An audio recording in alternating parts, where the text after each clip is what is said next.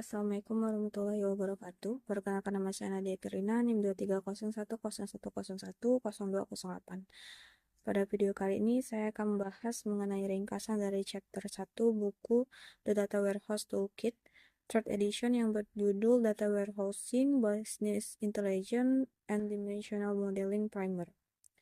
Saya memilih chapter 1 karena menurut saya chapter ini merupakan dasar yang penting untuk memahami pembahasan data warehouse pada chapter-chapter berikutnya.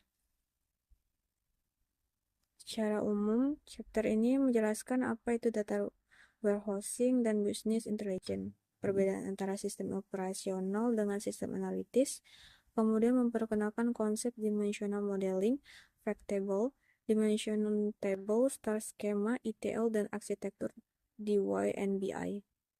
Pertama, kita bahas data warehousing dan business intelligence, yaitu DW atau BI.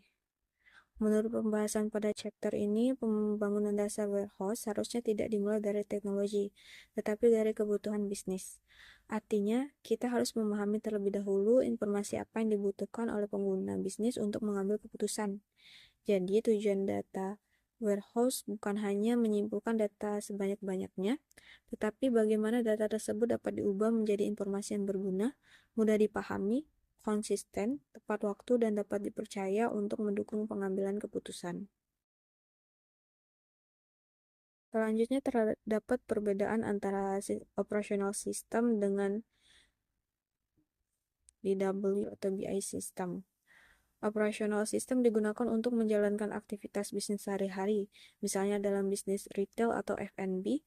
Sistem digunakan untuk mencatat transaksi penjualan, pembayaran, pemesanan, atau data pelanggan. Sedangkan data warehouse digunakan untuk kebutuhan analisis. Misalnya kita ingin mengetahui produk apa yang paling banyak dijual dalam satu bulan, bagaimana penjualan antar toko dibandingkan, atau bagaimana pola penjualan dari waktu ke waktu. Jadi sederhananya, operational system lebih berfokus pada menjalankan bisnis, sedangkan data warehouse membantu kita memahami bisnis. Kemudian kita masuk ke konsep yang menurut saya paling penting dalam chapter 1, yaitu dimensional modeling. Dimensional modeling merupakan pendekatan untuk menyusun data agar mudah dipahami oleh pengguna bisnis dan dapat digunakan untuk melakukan query atau analisis dengan cepat. Dalam dimensional modeling terdapat dua komponen utama, yaitu fact and dimension. Fact dapat kita pahami sebagai ukuran atau measurement dalam suatu kejadian bisnis, sedangkan dimension memberikan konteks terhadap measurement tersebut. Supaya lebih mudah dipahami, saya menggunakan contoh sederhana dari bisnis F&B. Misalnya terdapat sebuah transaksi pembelian minuman. Kita bisa menggunakan fact seperti jumlah produk yang terjual dan nilai penjualan. Kemudian kita membutuhkan dimension untuk menjelaskan transaksi tersebut.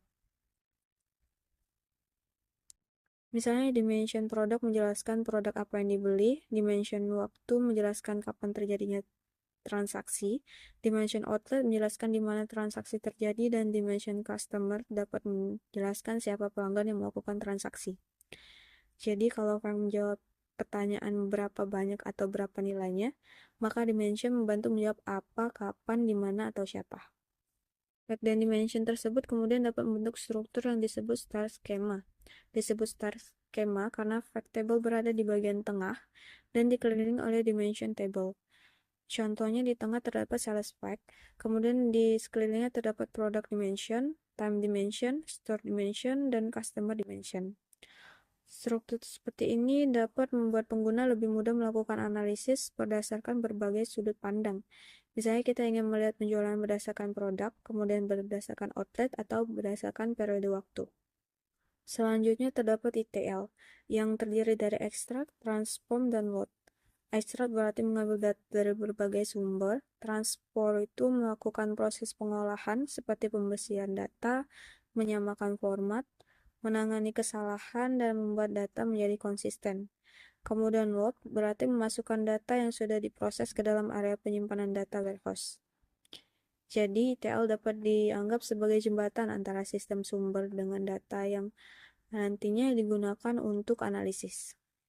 Chapter ini juga menjelaskan arsitektur data warehouse atau BI dari pendekatan Kimball. Secara sederhana, terdapat operational source system sebagai sumber data, kemudian ETL system untuk mengambil dan memproses data. Setelah itu, terdapat data presentation area yang digunakan untuk menyimpan data yang siap dianalisis, dan terakhir, business intelligence application yang digunakan oleh pengguna untuk melakukan analisis. Salah satu hal yang menarik dari pendekatan ini adalah penggunaan conformant dimension.